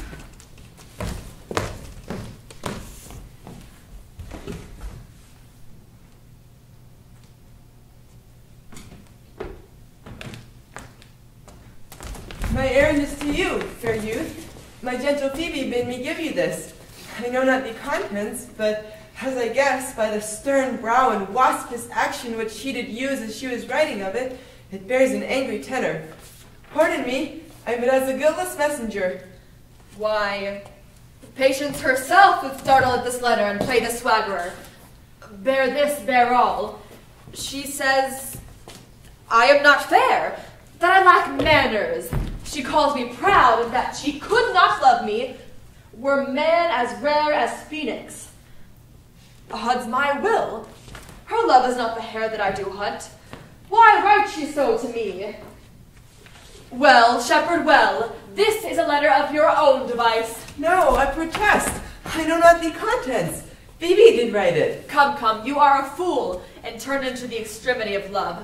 I saw her hand. It was a leathern hand, a free stone-colored hand. I barely did think her old gloves were on. 'Twas her hand. She has a housewife's hand. But that's no matter. I say she never did invent this letter. This is a man's invention, and his hand. Sure, it is hers. Why, 'tis a boisterous and cruel style, a style for challengers. Why, she defies me like Turk to Christian. Woman's gentle brain could not drop forth such fruit, such giant rude invention. Such Ethiop words, blacker in their effect than in their countenance.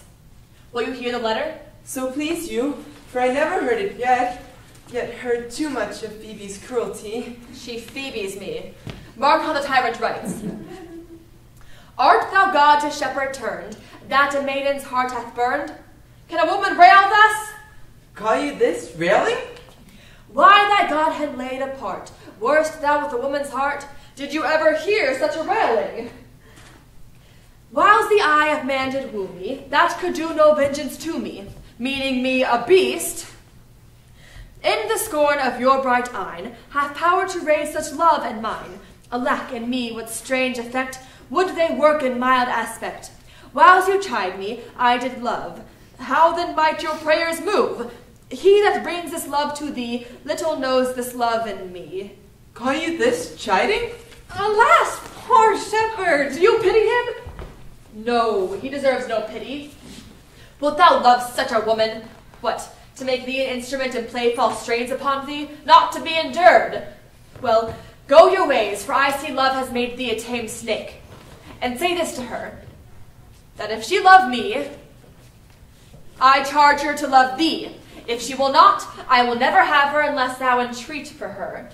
Now if you be a true lover, hence not a word, for here comes more company. Good morrow, fair ones. Pray you if you know where in the purliest of this forest stands a sheepcote fenced about with olive trees. West of this place, down in the neighbor bottom, the rank of osiers by the murmuring stream left on your right hand brings you to the place. But at this hour the house doth keep itself. There's none within. If that an eye may profit by a tongue, then should I know you by description, with such garments and such years. The boy is fair, a female favor, and bestows himself like a ripe sister. The woman low and browner than her brother. Are not you the owner of the house I did inquire for? It is no boast, being asked to say we are. Orlando doth commend him to you both, and to the youth he calls as Rosalind he sends this bloody napkin. Are you he? I am he. What must we understand by this? Some of my shame, if you will know me. What man I was, and how, and where, and why this handkerchief was stained. I pray you, tell it.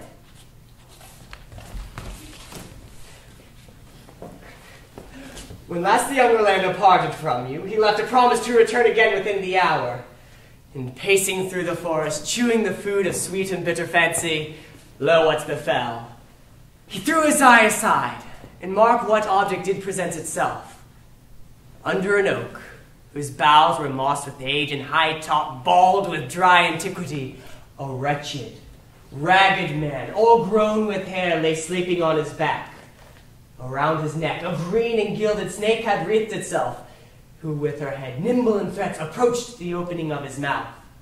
But suddenly, seeing Orlando, it unlinked itself, and with indented glides it slip away into a bush, under which bush's shade a lioness, with udders all drawn dry, lay crouching, head on ground with cat-like watch, when that's the sleeping man should stir, for 'tis the royal disposition of the beast to prey on nothing that does seem as dead.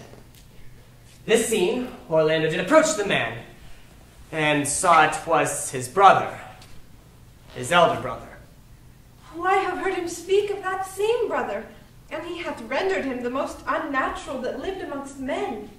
And well he might do so, for well I know he was unnatural. But to Orlando, did he leave him there, food to the sucked and hungry lioness? Twice did he turn his back in purpose so, but kindness, nobler ever than revenge, and nature, stronger than his just occasion, made him give battle to the lioness, who quickly fell before him, in which, hurtling from miserable slumber, I awaked. Are you his brother? Was't you he rescued? Was't you that did so oft contrive to kill him? 'Twas I. But 'tis not I. I do not shame to tell you what I was, for since my conversion so sweetly tastes, being the thing I am. But for the bloody napkin. By and by.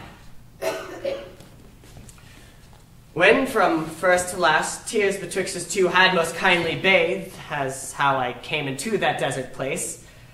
In brief, He led me to the gentle Duchess, who gave me fresh array and entertainment, committing me unto my brother's love, who led me instantly unto his cave, and there stripped himself. And here upon his arm the lioness had torn some flesh away, which all this while had bled. And now he fainted, and cried in fainting upon Rosalind. Brief, I recovered him, bound up his wound, and after some small space, being strong at heart, he sent me hither, stranger as I am, to tell this story, that you might excuse his broken promise, and to give this napkin, dyed in his blood, to the shepherd youth that he in sport doth call his Rosalind. Why, hello, Ganymede! Sweet Ganymede! Many will swoon when they do look on blood. There is more in it. Cousin Ganymede! Look, he recovers. I would I were at home. We'll lead you thither. I pray you, will you take him by the arm? Be of good cheer, youth. You a man. You lack a man's heart. I do so, I confess it. Sirrah, a body would think this was well counterfeited. Tell your brother how well I counterfeited. This was no counterfeit. There's too much testimony in your complexion that it were a passion of earnest. Counterfeit, I assure you. Well then, take a good heart and counterfeit to be a man. So I do, if I should have been a woman by right. Come, you look paler and paler. Pray you draw homewards. Good sir, go with us. That will I. For I must bear answer back how you do excuse my brother, Rosalind. I shall devise something, but I pray you, commend to him my counterfeiting. Will you go?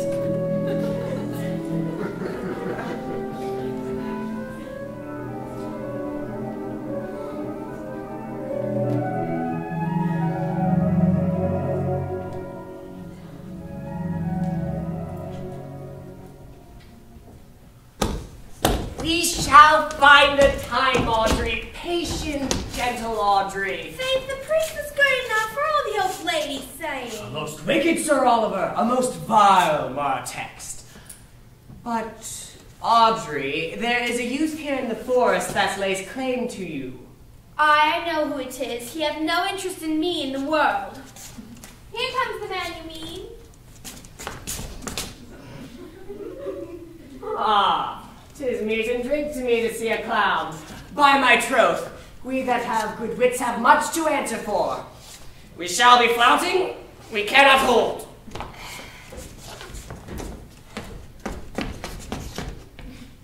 Good even, Audrey. Good evening, William. Good even to you, sir. Good even, gentle friend. Cover thy head, nay, prithee, be covered. How old are you, friend? 5 and 20, sir. A right age. Is thy name William? William, sir. A fair name. What, born in the forest here? Aye, sir, I thank God. Thank God. A good answer. Art rich. Faith, sir, so. So is good. Very good. Very excellent good. And yet it is not. It is but so. Art wise. Aye, sir, I have a pretty wit. Thou sayest well. I do now remember a saying. The fool thinks himself to be wise, but the wise man knows himself to be a fool. The heathen philosopher, when he had a desire to eat a grape, would open his lips when he put it into his mouth, thereby meaning that grapes were meant to be eaten and lips to open. You do love this maid? I do, sir. Give me your hand. Art thou learned? No, sir. Then learn this of me. To have is to have. For it's the figure in rhetoric that drink being poured out of a cup into a glass by filling the one doth empty the other. For all your writers do consent that ipse is he. Now you are not ipse, for I am he. Which he, sir? He, sir, that must marry this woman. Therefore, you clown, abandon. Which is in the common, leave. The society, which in the boorish is company, of this female, which is in the common, woman. Which together is abandon the society of this female, or clown thou perishest. Or, to thy better understanding, diest. I will kill thee 150 ways, therefore tremble and depart. Do, good William. God rest ye merry, sir. Trip, Audrey, I attend.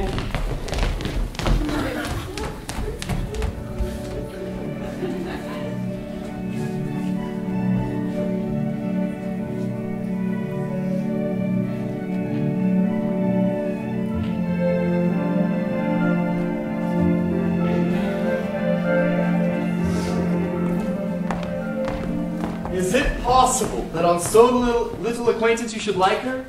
That but seeing you should love her, and loving woo, and wooing she should grant? And will you persevere to enjoy her? Neither call the giddiness of it into question, the poverty of her, our small acquaintance, my sudden wooing, her sudden consenting.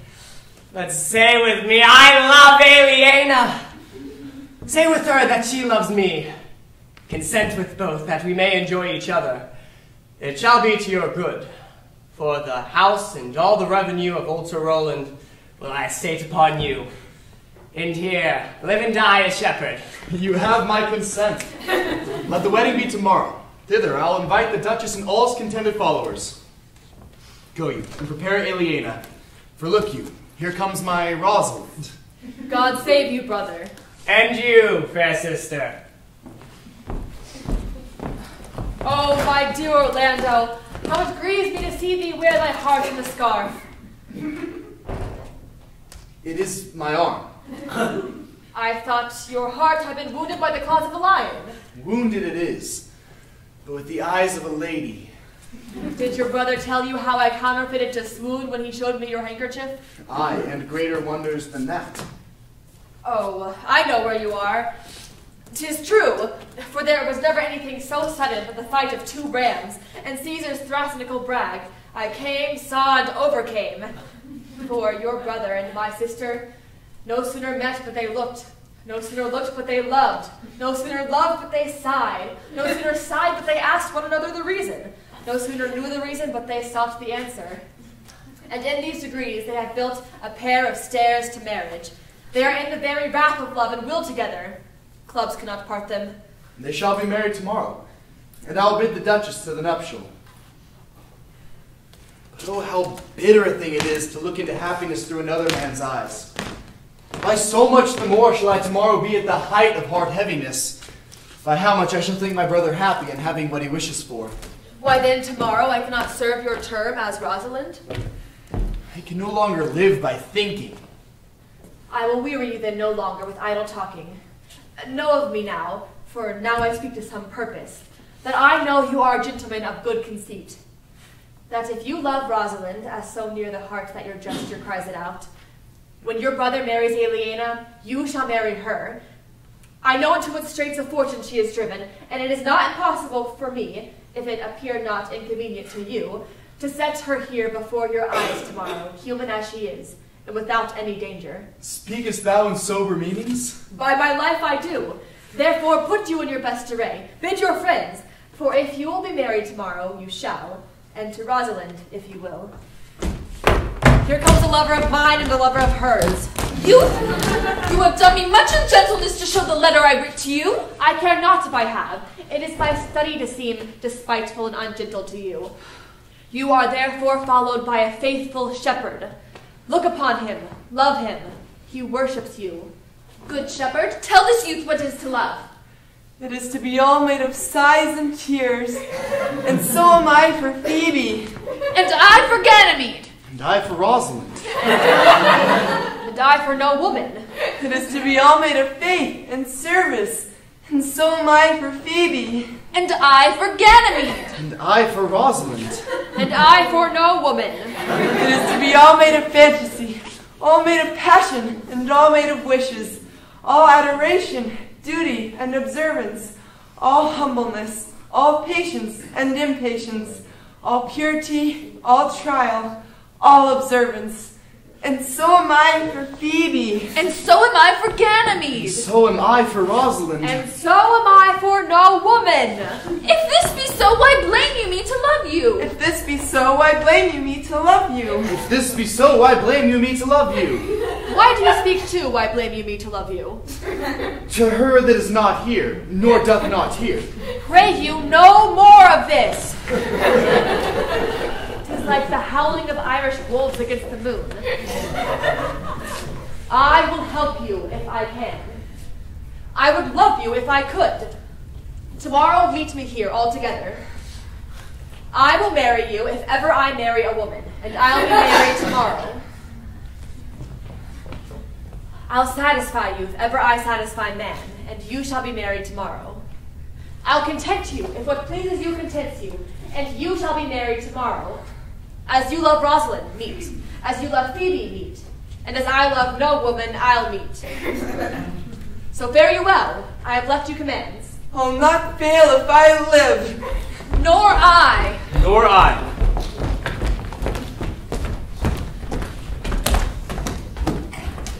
Tomorrow is the joyous day, Audrey. Tomorrow we shall be married. I do desire it with all my heart, though I hope it is no dishonest desire to be a woman of the world. Come, Audrey.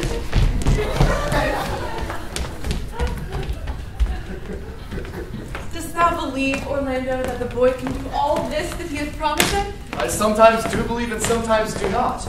As those that fear, they hope, and know they fear. Patience once more, whilst our compact is urged. You say that if I bring in your Rosalind, you will bestow her on Orlando here? That would I, had I kingdoms to give with her. And you say you'll have her when I bring her? That would I, were I of all kingdoms king. You say you'll marry me if I be willing. That will I, should I die the hour after. But if you refuse to marry me, you'll give yourself to this most faithful shepherd. So is the bargain? You'll say you'll marry Phoebe if she will.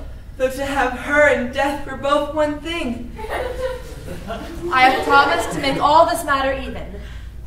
Keep you your word, O Grace, to give your daughter. You yours, Orlando, to receive her. Keep your word, Phoebe, to marry me, or else refusing me to wed this shepherd.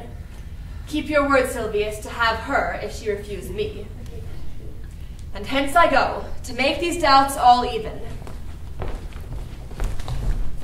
I do remember in this shepherd boy some lively touches of my daughter's favor. My Grace, the first time that I ever saw him, methought he was a brother to your daughter. But, my good Grace, this boy is forest born, and hath been tutored in the rudiments of many desperate studies by his uncle.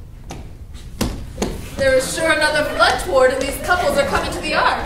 Here's a pair of very strange beasts, which in all tongues are called fools. Salutations and greetings to you all. Good my Grace, bid him welcome. This is the motley-minded gentleman that I have so often spoke of. He hath been a courtier, he swears. If any man doubts that, let him put me to my purgation. I have trod a measure. I have flattered a lady. I have been politic with my friend, smooth with mine enemy. I have undone 3 tailors. I have had 4 quarrels and like to have fought one. How was that taken up? Faith, we met and found that the quarrel was upon the 7th cause. 7th cause? Could my Grace like this fellow? I like him very well. God ill, dear madam, I desire you of the like. I press in here, madam, with the rest of the country copulatives, to swear and forswear, as marriage binds and blood breaks. A poor virgin, madam, an ill-favored thing, madam, but mine own. A poor humor of mine, madam, to take that's no man else will. Rich honesty dwells like your miser, madam, in a poor house, as your pearl within your foul oyster. By my faith, he is very swift and sententious. By the fool's bolts, madam, and such dulcet diseases. But for the 7th cause, How did you find the quarrel in the 7th cause? Nay, we argue in print, by the book. But as you have the book for good manners, I'll name you the degrees. The first, the retort courteous. The second, the quip modest. The third, the reply churlish. The fourth, the reply valiant. The fifth, the counter-check quarrelsome. The sixth, the lie with circumstance. And the seventh, the lie direct. All of these you may avoid, but the lie direct, and you may avoid that too with an if. I once knew when 7 justices could not take up a quarrel, but when the parties were met themselves, one thought but of an if. As, if you said so, then I said so. And so they shook hands and swore brothers. If is your only peacemaker. Much virtue in an if. Is not this a rare fellow, my grace? He's as good at anything, and yet a fool. He uses his folly as a stalking horse, and under the presentation of that, he shoots his wit.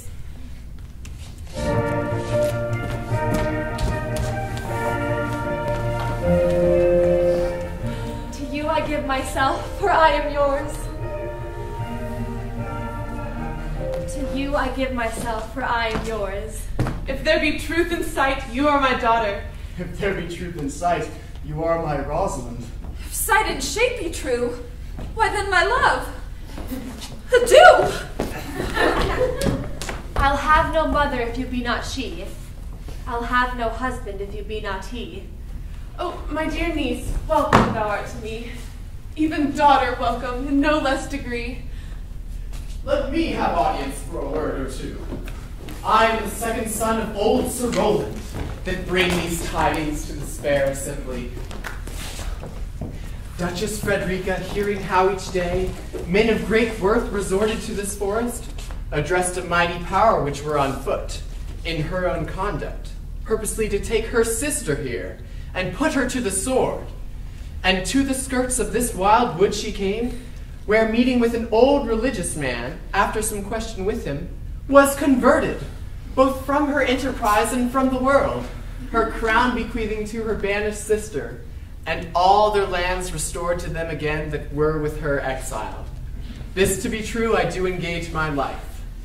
Welcome, young man. Thou offers fairly to thy brother's wedding, to one his lands withheld, and to the other a land itself at large, a potent dukedom. First, in this forest, let us do those ends that here were well begun and well begot. And after, every of this happy number that have endured shrewd days and nights with us shall share the good of our returned fortune according to the measures of their states. Meantime, forget this new fallen dignity and fall into our rustic revelry. Play music, and you brides and bridegrooms all with measure heaped in joy to the measure's fall. Sir, by your patience, if I heard you rightly, her grace hath put on a religious life and thrown into neglect the pompous court? She hath. To her will I. Out of these convertites there is much matter to be heard and learned. You to your former honor I bequeath. Your patience and your virtue well deserves it. You to a love that your true faith doth merit. You to your land and love and great allies. You to a long and well-deserved bed. So to your pleasures, I am for other than for dancing measures. Stay, Jaques, stay. To see no pastime I. What you would have, I'll stay to know at your abandoned cave. Proceed, proceed. We will begin these rites as we do trust they'll end, in true delights.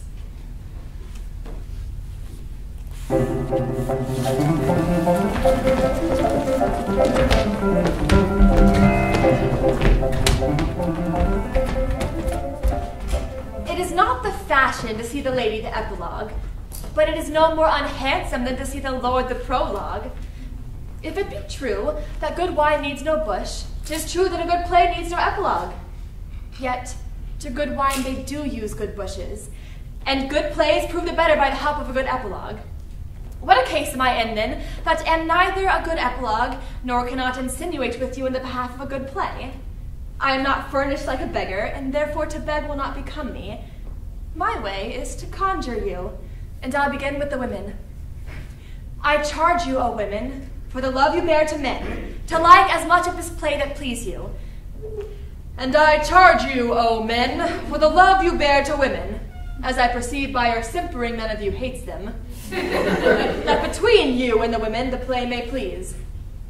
If I were a woman, I would kiss as many of you as had beards that pleased me, complexions that liked me, and breaths that I defied not.